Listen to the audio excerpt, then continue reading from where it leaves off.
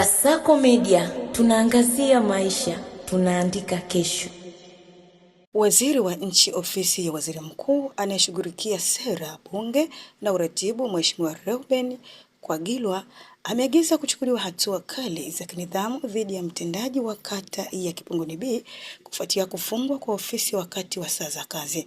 Agizo hilo amelitoa Februari 9 leo 2026 baada ya kufanya ziara ya kushtukiza katika ofisi hiyo na kukuta ikiwa imefungwa, hali aliyosisitiza kuwa ni kinyume na maadili ya kanuni za utumishi wa umma. Hii ni Kasako Update na Adela Thomas. Habari za asubuhi. Salama kwema?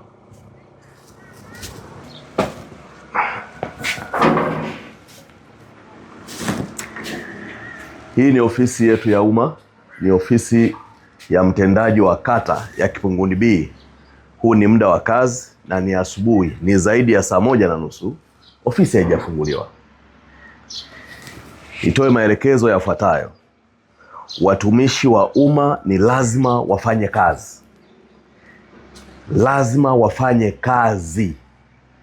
Serikali imeajiri watu ili wawahudumie wananchi.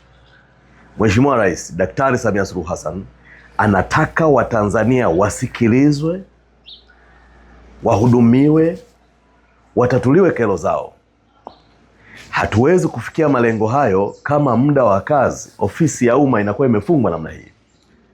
Tumie nafasi hii kwa niaba ya Waziri wa TAMISEMI Profesa Shemdoe nimwelekeze mtendaji wa kata ya Kipunguni B, popote atakapopata taarifa hizi akaripoti kwa mkurugenzi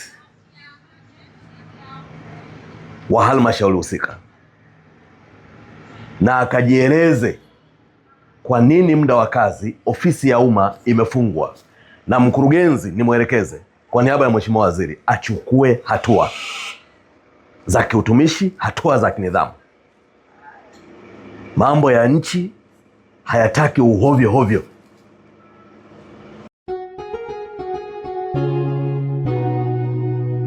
Kasako Media, tunaangazia maisha, tunaandika kesho.